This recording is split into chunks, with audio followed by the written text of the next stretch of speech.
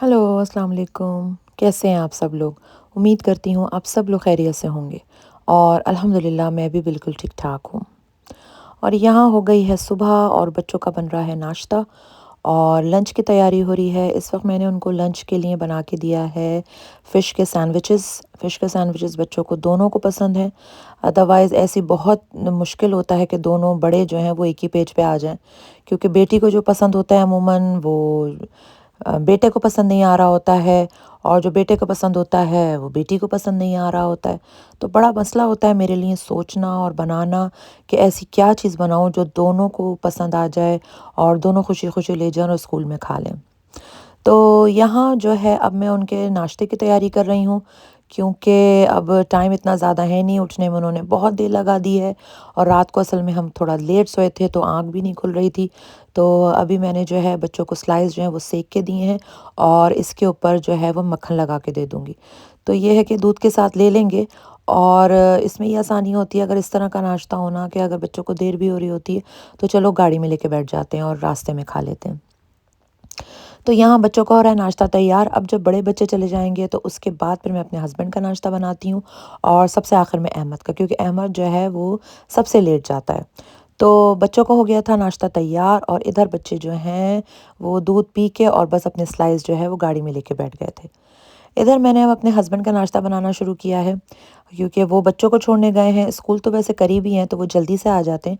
तो मैंने सोचा कि इतने उनका नाश्ता बनेगा, इतने वो आ जाएँगे तो फिर आके गरम-गरम नाश्ता कर लेंगे। तो यहाँ उनके लिए बन रहा है पराठा और उसके साथ उनके लिए बनेगा अंडा। और हमारे यहाँ सब अलग-अलग नाश्ता करते हैं। दोनों बड़े जो हैं वो अंडा पराठा बिल्कुल पसंद नहीं करते हैं और मेरे हस्बैंड को नाश्ते में अंडा पराठा ही चाहिए और अहमद के भी बहुत नखरे हैं, उसको भी बस 2-4 चीज़ें पसंद होती हैं, वो ही चाहिए, वो ही खाता रहता है वो। और ये जो है ये अहमद के लिए बन रहा है, ये सलामी है, इसके मैंने पतले-पतले स्लाइस करके इसको मैं सेक दूँगी। वैसे तो ये तैयार होती है, आप इसको ऐसे भी खा सकते हैं, लेकिन ये है कि सेक देते तो मुझे ऐसा लगता है कि ज़्यादा अच्छी लगती है, थोड़ी-सी ऊपर से सुनहरी-सी, रेड-सी हो जाती है और अच्छी लगती है। तो यहाँ मैं उसके लिए वो सेक रही हूँ, तो बस मेरा तो यही काम है, सुबह नाश्ता सबका डिफरेंट होता है, फिर दोपहर के खाने की तैयारी और फिर रात के खाने की तैयारी। दिन में आधा दिन जो है वो तो किचन में ही गुज़र जाता है और मेरा ख़्याल है सभी लेडीज़ का जो है ना, वो आधा दिन जो है वो किचन में गुज़रता है, चाहे बच्चे छोटे हों, चाहे बच्चे बड़े हो जाएँ। लेकिन फ़रमाइशें जो हैं वो ख़त्म ही नहीं होती, बच्चों की हर बच्चे की चॉइस मुख्तलिफ़ होती है और उसी हिसाब से बनाना पड़ता है। तो ख़ैर मैंने अब सबके नाश्ते तैयार कर दिए थे और अब मैं जा रही थी ऊपर क्योंकि अब जो है वो बारी थी अहमद को उठाने की और अहमद को उठाना पड़ता है 10-15 मिनट पहले से उठाना शुरू करती हूँ प्यार से खेल कूद के बातों में लगाकर। उसके बाद फिर वो उठते हैं, मुँह हाथ धो के तैयार होकर फिर वो नाश्ता करके जाता है। तो यहाँ मैं उसको उठा रही हूँ तो उसका मूड अच्छा करती हूँ, उससे थोड़ी बातें करती हूँ, थोड़ा खेलती हूँ कूदती हूँ तो उसके बाद ज़रा वो एक्टिव हो जाते हैं और फिर तैयार होकर जाते हैं।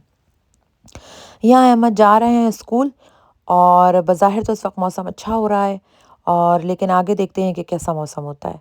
और ये मेरा पौधा जो है आप देखें इसमें जो है फूल जो है वो खिलने लगे हैं और ये इंशाल्लाह भी आप देखें आगे भी आपको नज़र आ रहा होगा कि कभी बेतहाशा इसमें कलियां हैं जो अभी खिली भी नहीं है। तो अभी थोड़े दिनों में ये पूरा भर जाएगा और बहुत खूबसूरत लगेगा। खैर बहरहाल अब हम ज़रा रमज़ान का कुछ DIY कर लें।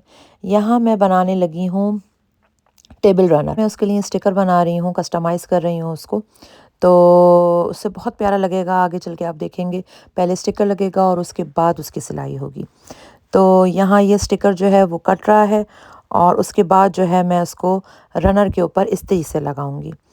तो रनर मैंने काट लिया था, अब मैं इसको लगाना शुरू कर रही हूँ। तो पहले इसको मैं हाफ़ करूँगी, हाफ़ करके मैं इसका सेंटर निकाल लूँगी ताकि स्टिकर जो है वो सेंटर में लगे और आगे पीछे ना हो और ख़राब ना हो जाए, क्योंकि अगर एक दफ़ा वो लग गया तो फिर वो निकल नहीं सकता। यहाँ ये सेंटर की लाइन आ गई थी, तो उसके बाद फिर मैंने ये किया कि ये स्टिकर है उसको सेंटर में रखा। एक तो लाइन भी बना ली थी तो उससे भी थोड़ा आइडिया हो जाता है। बाकी आपको देखना होता है कि सीधा सीधा लगे और आगे पीछे ना हो, क्योंकि अगर एक दफ़ा ये स्टिक हो गया तो फिर कुछ भी नहीं हो सकता।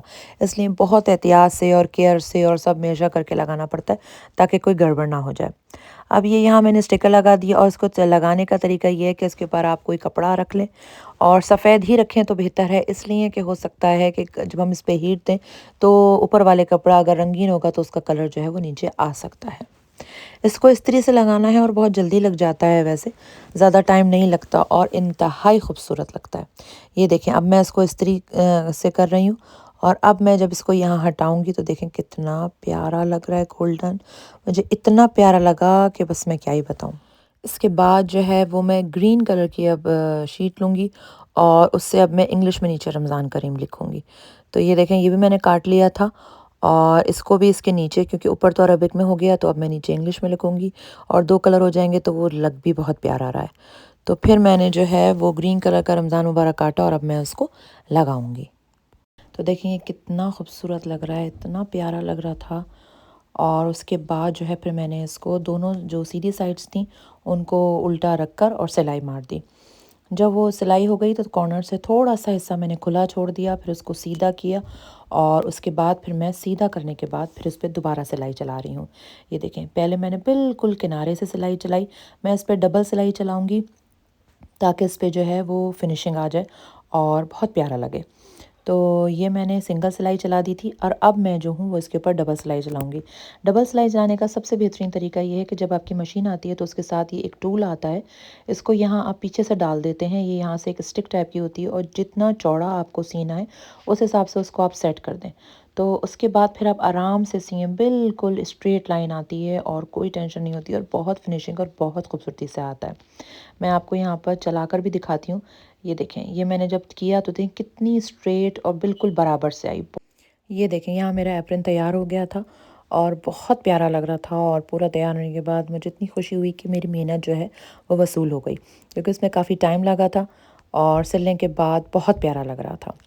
अब यहाँ सिलाई हो गई थी तो मैंने कहा ज़रा देखूँ बाहर का मौसम कैसा है। तो जब मैंने देखा तो यहाँ तो बहुत ज़्यादा जो है काले काले आसमान पे खूब बादल आए हुए थे और पूरा आसमान ग्रे हो रहा था, तो इसका मतलब था कि लाजमी तौर पे बारिश होगी।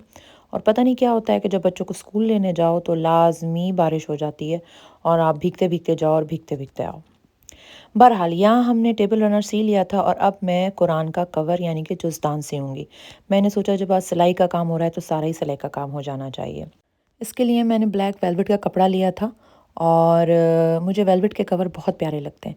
तो मैंने ब्लैक कलर का लिया, सीधी साइड उल्टी रखी और ऊपर जो है ये इसकी उल्टी साइड है। अब हम कुरान को कॉर्नर पे इस तरह सलान करके रखेंगे ताकि इसका प्रॉपर नाप आ जाए। कॉर्नर को हम इस तरह से उठाएंगे और सिर्फ 1 इंच का गैप छोड़ेंगे और उसको ऊपर तक ले आएंगे। ये देखिए, मैंने सिर्फ जो है इसमें 1 इंच का गैप छोड़ा है और उसके बाद जो है अब हम इसकी दूसरी साइड से कपड़ा उठाएंगे और उसको जो उसका कॉर्नर है यहाँ तक मिलाएंगे इसी के बराबर। तो अब हमारी ये मेजरमेंट आ जाएगी। यहाँ ये निशान लगाएंगे और ज़रा सा कट लगा देंगे। कट लगाने से ये होगा कि अब ये मेरे पास एक निशान आ जाएगा प्रॉपर और ये जो है वो बिल्कुल ठीक निशान बनेगा। इसको काटने के बाद अब मैं इसको इंची टेप से नापूंगी और दोनों साइड से हम उतना ही ले लेंगे कपड़ा। ये देखें, अब मैंने कुरान हटाया और अब मैं इंची टेप से नापूंगी। ये मेरा तकरीबन 37 सेंटीमीटर था, तो अब मैं 37 सेंटीमीटर इधर से ही नापूंगी और फिर निशान लगा लूँगी और फिर इसको हम चौकोर पीस निकाल लेंगे। लेकिन दूसरा तरीका ये होता है कि जहाँ आपने दोनों जगह निशान लगाया है, आप उन्हीं दोनों जगह से इसको मोड़ के तिकोना बना लें और फिर इसको काट लें। लेकिन मुझे ऐसा लगता है कि मुझे इसमें आसानी लगती है कि मैं निशान लगा लूँ और चौकोर पीस को आराम से काट लूँ। तो ये मैंने निशान लगा लिए थे दोनों तरफ और अब मैं इसको आराम से इसका चौकोर पीस निकाल लूँगी। अब ये इसका चौकोर पीस बाहर आ गया है। अब हम ये करेंगे, कोई सी भी 2 साइड्स लेकर, कोई किसी भी तरफ से दो दो साइड्स लेंगे क्योंकि कपड़ा तो चौकोर में है और इसको आप मोड़ के इस पे सिलाई कर लेंगे। इससे ये होगा कि हमें आगे आसानी होगी और धागे निकलने का जो है वो कोई डर नहीं रहेगा। ये देखिए, मैं इस तरह से जो है इसके दोनों कॉर्नर्स पे अच्छी तरह से सिलाई कर लूँगी। अब ये सिलाई हो गई है दोनों कॉर्नर से। अभी 2 कॉर्नर ऐसे हैं जो सादे हैं, जिन पे सिलाई नहीं हुई हुई है। तो जिन कॉर्नर्स पे सिलाई नहीं हुई हुई है, हम वो कॉर्नर लेंगे और उनको हाफ करके मोड़ने के बाद और सीधी दोनों साइड जो है वो एक दूसरे से मीट करेंगी और उल्टी साइड ऊपर आएगी और हम यहाँ पर भी सिलाई चला देंगे। ये देखें, यहाँ भी मैंने सिलाई चला ली है। अब ये इसको आप खोल के अगर देखेंगे तो देखें ये हमारा एक तिकोना पीस बन गया है। इसी तरह से हम दूसरा कॉर्नर उठाएंगे और दोनों कॉर्नर्स को फिर से यहाँ पर सिलाई चला देंगे। तो इससे ये होगा कि ये एनवेलप का लुक यानी कि कुरान के कवर का लुक देने लगेगा। यहाँ ये सिलाई चलाने के बाद अब हम सीधा करेंगे, लेकिन सीधा करने से पहले हम इसके किनारों को थोड़ा सा ऊपर से जहाँ पर ये नोक बनेगी वहाँ से काट लेंगे। उससे ये होगा कि बहुत अच्छी और फिनिशिंग के साथ नोक आएगी। ये देखें, अब मैंने इसको सीधा कर लिया और तकरीबन ये मेरा जुज़दान जो है अब तैयार है।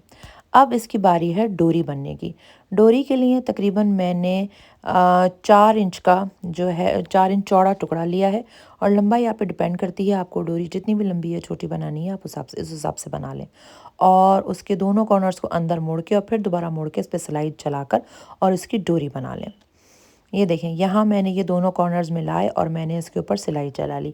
इससे ये होगा कि दोनों जो धागे निकलने की साइड है वो अंदर की तरफ चले जाएंगे, और फिर जो है वो धागे कभी भी बाहर नहीं आएंगे और बहुत ही फिनिशिंग और नीट लुक आएगा। यहाँ ये हो गया था। अब हम इसके कॉर्नर पे इसकी सिलाई चलाएंगे। इसको ऐसे ऊपर से रखेंगे और उसके बाद जो है इस पे 3-4 दफ़ा सिलाई हम ऐसे क्रॉस में करके लगाएंगे, ताकि ये बिल्कुल पक्की तरीके से लग जाए और निकले ना। यहाँ मैंने सिलाई चला ली थी और उसकी खूबसूरती के लिए मैंने इसके ऊपर एक बटन लगा लिया था। और ये देखें, ये मैंने इसको कुरान इसके अंदर रखा और बहुत ही माशाल्लाह अच्छा और फिनिशिंग के साथ बहुत प्यारा कवर सिला था। वेलवेट का कवर मुझे बहुत अच्छे लगते हैं। बनारसी कवर जो है वो पहले ज़्यादातर कुरानों पे बनारसी कवर होते थे, लेकिन अब मेरा उनको देख देख के दिल जो है ना वो भर गया है। तो अब मैं अपने कुरान के ज़्यादातर, पिछले साल भी मैंने वेलवेट के सिए थे और इस साल भी मैंने वेलवेट का सिया है। ये देखें, इतना प्यारा लग रहा था, और कुरान को जब आप उठाएं तो तब भी बहुत अच्छा लगता है, इतना नरम सा अच्छा सा कवर हो और फिर कुरान आपके हाथ में है तो फिर मज़ा ही आ जाता है। तो जनाब, अब मुझे दें इजाज़त। और अगर आपको मेरा ब्लॉग अच्छा लगा है तो प्लीज़ इसको सब्सक्राइब कीजिए, लाइक कीजिए, अपने फ्रेंड और फैमिली के साथ शेयर कीजिए, और इस दुआ के साथ इजाज़त लूँगी कि अल्लाह पाक ये आने वाले रमज़ान हमारे लिए बहुत खुश नसीब साबित हों, और ये रमज़ान आने से पहले हमें तमाम बुराइयों से पाक कर दे और हमारा ख़ात्मा ईमान पे फरमा। आमीन। अल्लाह हाफ़िज़।